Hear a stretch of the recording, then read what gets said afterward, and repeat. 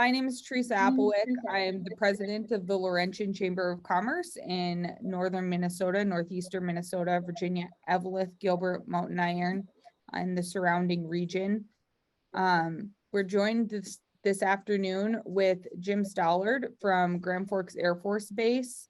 He is the flight chief over in force development. And so he's helping transition people, and he runs the SkillBridge program over there, how he gets people into the SkillBridge program over at Grand Forks. Of course, we know that this isn't an Air Force only program. This is Department of Defense wide, so it covers all sorts of different branches of military, all the branches of military. Jim has a presentation for us today. If you have questions, we're gonna do about a 15-minute presentation, and then we'll get any of your questions answered at the end. So feel free to hold on to those until the end. And Jim, if you just want to take it away, it's all yours. All right, yes, thank you, Teresa. As Teresa said, my name is Jim Stallard. I am the Force Development Flight Chief. And what that means is the military always has these big fancy names for things, right? So I am the flight chief that handles the library on the airbase, the education center.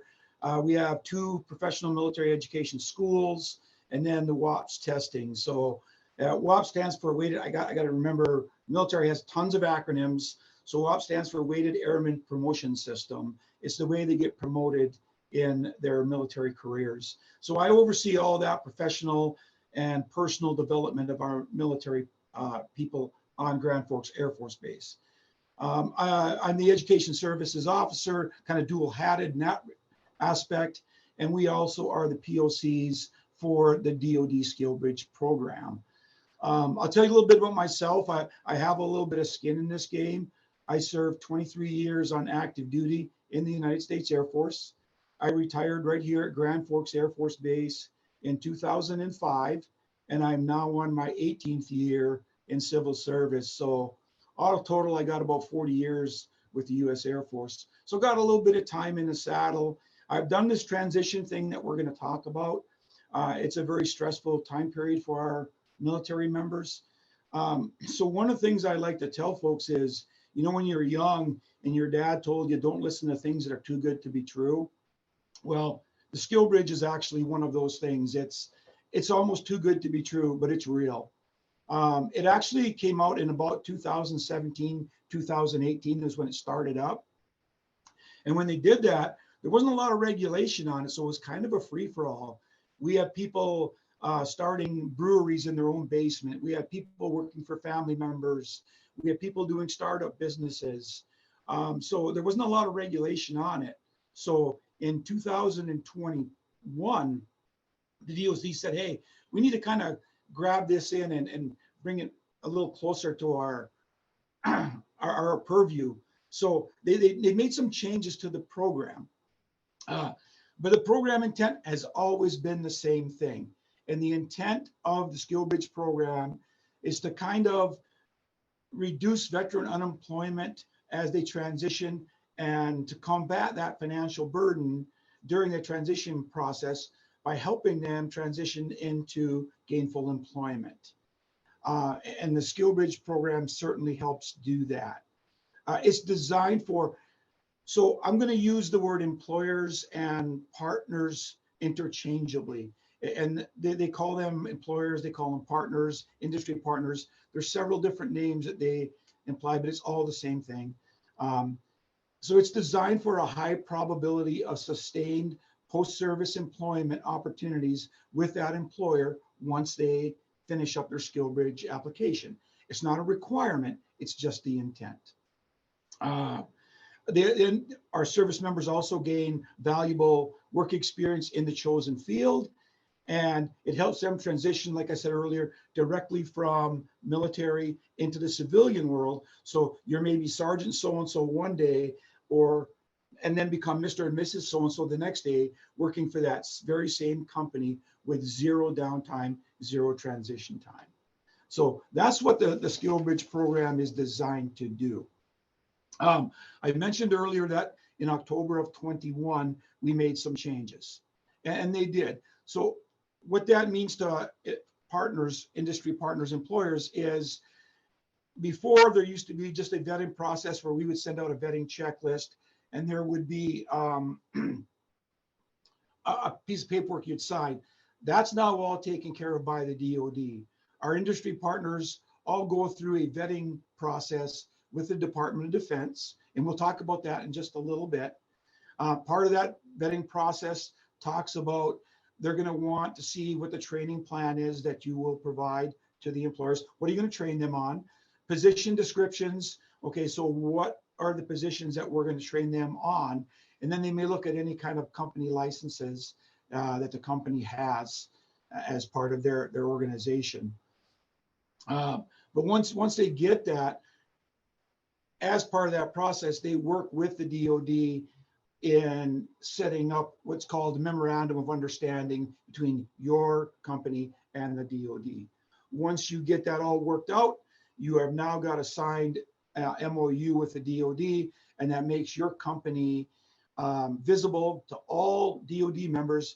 As Teresa said, not just the Air Force, but every branch of the military that goes to the SkillBridge program will be able to see your organization on our DOD website. And we'll take a look at that website here in just a minute. But let's talk a little bit about some of the other parameters of the SkillBridge program itself. As part of the process, as employers, you can be providing all kinds of different types of training. It could be employee skills training. It can be on-the-job training, or apprenticeships and internships. It can be a mismatch of any of those. For our military members, when we did those changes, it also automated their application process to them as well. So it expedited their whole process. It takes them about 30 days from the day they make the application to get an approved SkillBridge program in place.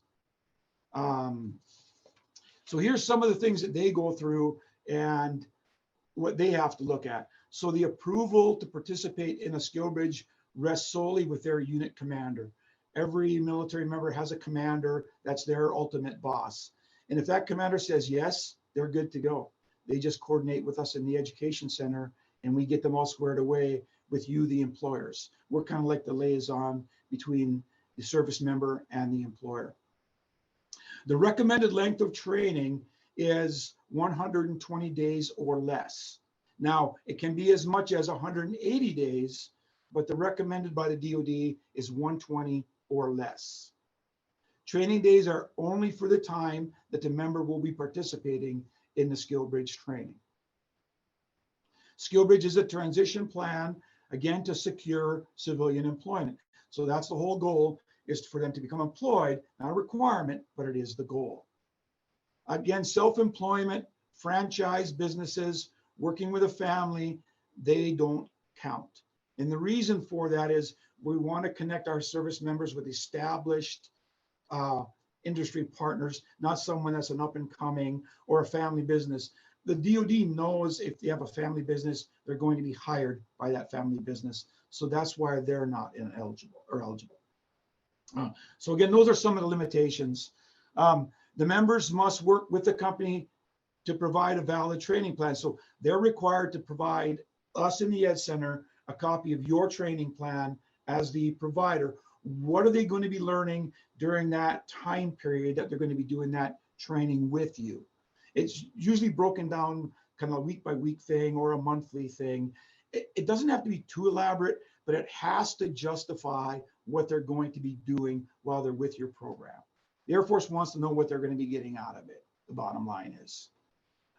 So the training that they receive, then the military members go on what's called terminal leave. Terminal leave is the last vacation days that they have that kind of flow in conjunction with their date of separation. And terminal leave is just that. Their last day of terminal leave ends on their date of separation from the military. So once they leave our installation, they will not be coming back. They will be entering into SkillBridge training with your organization. They could be doing relocation and house hunting leave. That's for members that are retiring. They get that additional leave. Members that are just separating after a 4-year tour do not receive that leave. And then once they finish SkillBridge, they go into what's called terminal leave. Now, all of the above cannot last more than 180 days in total.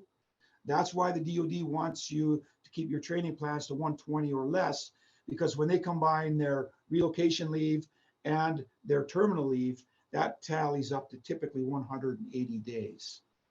So additionally, service members are not allowed to receive compensation from your business. All of that is going to be taken care of by the military. They will maintain all their pay and benefits as if they were still on the military.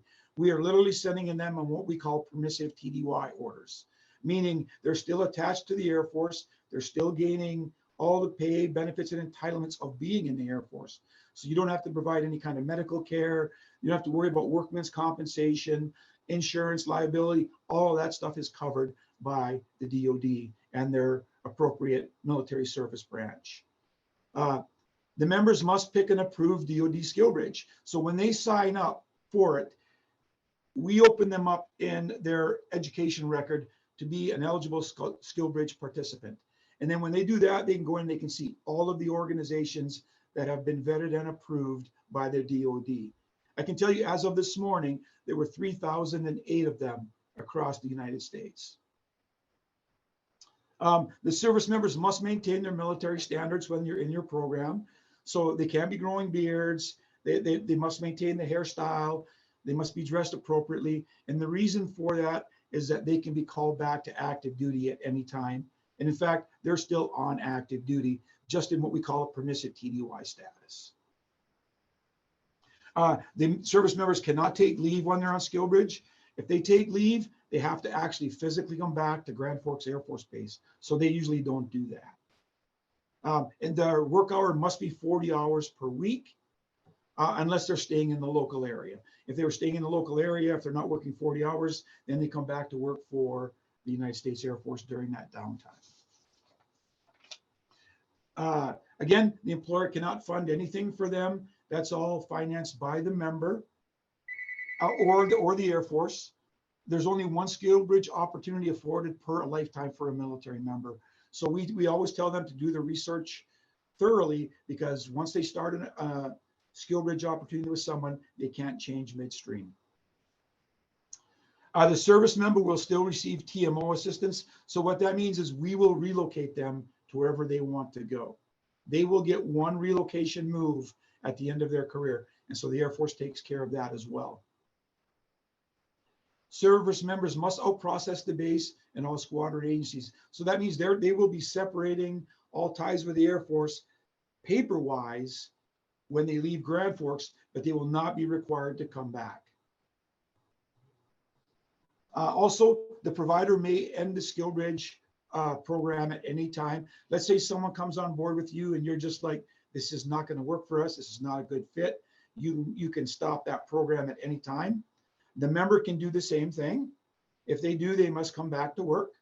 And the commander can also call back the military member for any reason. Now, to date, we haven't seen that happen at all, but it is something that could happen. Typical scenarios we see are a medical issue. We have some people that get put on called a medical evaluation board, and they're still kind of going through a physical workup. So they could be called back for something like that. It could be a fitness thing, or it could be a deployment, or any kind of mission essential necessity. The commander could pull them back. But again, that doesn't happen very often. So since we started last year, let's say last year is a good example of some stats. There were roughly 30,000 separating or retiring members from the United States Air Force. We had about a 21% participation rate of that 30,000 folks that actually participated in the SkillBridge program.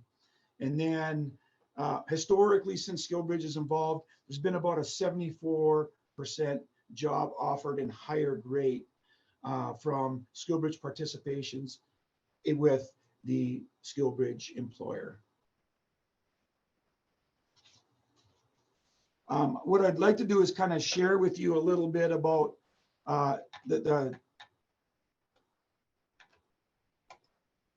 the DOD webpage on the SkillBridge and kind of show you what you would do as an employer and how you would get involved in this situation. So Teresa, can you guys see that? We can see it. Okay, awesome. Okay, so this is the DOD SkillBridge page. It has a lot of really good information. But most importantly, if you were to go up here, when you log in, you'll probably come to, I'll go back to regular log on. This is typically what it looks like when you log on. Up here at the top tab, there's an industry partner / employers. And if you click on that link, it will bring you to this particular page. And what's important here is you can see the very first thing says new partner application process. So they have these online seminars they provide every so often. But even if you don't want to wait for them, you can literally click right here where it says view, and you can see a previous session. Now, before we did this video, I went on and I watched this thing. It's very comprehensive, very thorough, and it really explains to employers how you go about the process of becoming a vetted partner in the SkillBridge.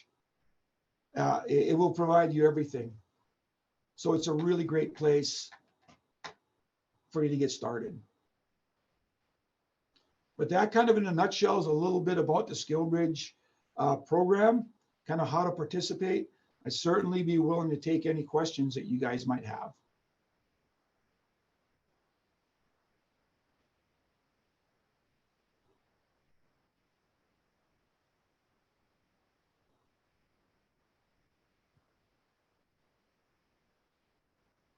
You guys can just feel free to unmute yourself if you have any questions or drop them in the chat and I can.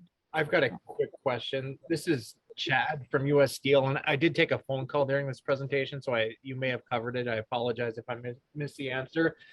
I reached out to corporate, and it sounds like US Steel is either in the process or just finished their vetting process with the DOD.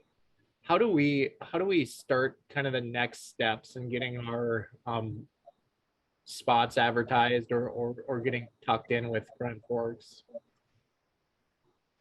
So when our military members are looking, most of them kind of have a career path that they're looking at going. And so they have our education database is a thing we call AFMS. It stands for Air Force Automated Education Management System. And within that is a SkillBridge tab. And when they click on that, it says view potential opportunities. And then it lists them all on that SkillBridge opportunity. So as far as we get this question a lot from a lot of the providers is how do we market this? And it's kind of the same as you would market any other program out there, just advertising that you are a SkillBridge partner. Some of the bases do have they have transitioning seminars that they hold on a monthly basis. And sometimes they'll have employment seminars. And Grand Forks has that. Our Airman Family Readiness Center puts that thing on. And that's one opportunity where you could come to one of their transition seminar job fairs that they offer up. But your name will automatically be shown on our AFMS database to folks that are looking for that. It can be done. They can search it by business name. They can search it by category. They can also search it by geographical location, because sometimes each of those areas are different to different persons. So once we're partnered, it's just going to be automatic. There's not much else we need to do. That's correct. Okay, thank you. Our database is updated every Friday with all the new vetted providers. So each Friday that thing gets updated. So it's pretty quick. And I know that I'm not sure if we actually discussed this, Jim, but there was a little bit of back and forth about potentially coming out and being part of the TAPS briefing or being part of that educate or that job fair type of thing at some point. By the chamber had expressed interest in doing that. So sure, certainly. yeah. certainly we'd be representing our members at that capacity if you're in that SkillBridge program. Teresa, I knew we'd be interested in attending as well. I think a while ago, we were trying to set something up with Wright Patterson, but that ended up falling through, or at least the timing of it did. And so, Jim, can you just run through Grand Forks's current mission so that we understand, at least if we pursue this at Grand Forks specifically, you know, are you guys maintenance crew still, aircraft crew still? So we've got the Global Hawks, and it's all ISR, intelligence, surveillance, and reconnaissance. In fact, the Global Hawks are flying over in Europe almost daily. We don't have any of them stationed here, but our pilots fly here, which is kind of crazy when you think about that, but that's what we're doing. So we do run that Global Hawk program. We also have a thing called high frequency global interfacing run by our comm squadron. So our communications folks, we're only one of 2 bases in the world that have this ability to provide real-time worldwide communication across the entire DOD. So that's a big thing. Those are the only 2 really big missions that we have at Grand Forks, but we do have maintainers, and we have across the spectrum board of different AFSCs, you know, medical personnel, maintainers, support, admin personnel, civil engineers, logistics personnel. I mean, just like everything a small community would have, we have it. And am I understanding correctly that spouses qualify for the SkillBridge? What is it that qualifies for the SkillBridge? Just the member is paid for and everything, but they were opening up to spouses as well, the opportunity. I haven't heard that yet. Oh, okay.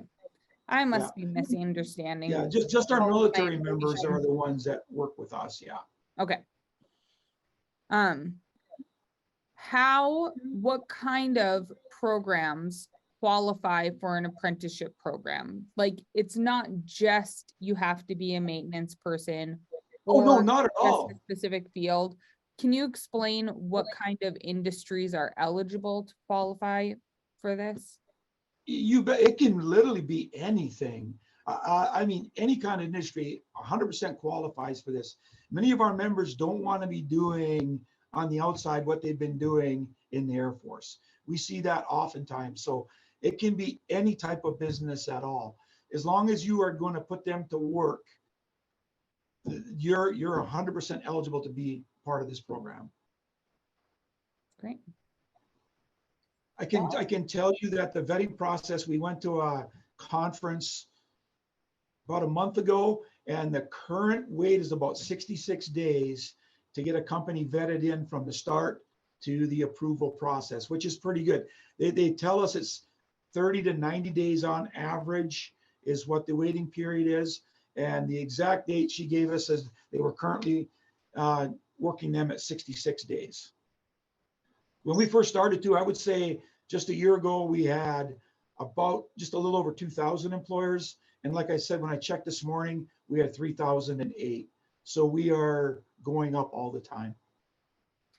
And the last I checked, we had nobody represented in our part of the state. In fact, a vast majority of northern Minnesota had no eligible programs. Yet we know that a lot of people would love to return home or live in this part of the state. So it is a great opportunity for our highly skilled folks, our highly skilled employers, to capture people who want to be here and just need a little bit of help making that transition. Oh, 100%. We see a lot of people here from Minnesota, North Dakota, Wisconsin, Iowa. This is the closest Air Force base they can get to if you're from that part of the country, you know. So a lot of folks come here because they do want to come back home after a while. So 100% agreed. Well, it wasn't my choice, but that's where I was stationed. So, all right. If nobody has any other questions, we'll last call. Otherwise, Jim, thank you so much for your presentation. I think this was very helpful, and we will get this shared out to the rest of our the rest of our membership, hopefully, and start helping these folks return to civilian life with really great. We've got some high paying, highly skilled jobs here that are available, and we definitely want to capture the ethos that the military veteran encompasses. So Yeah, definitely a win-win situation. I love the program. So all right, at that, I'll give everybody the rest of your afternoon. Happy Fat Tuesday. Everybody go, we have some dessert.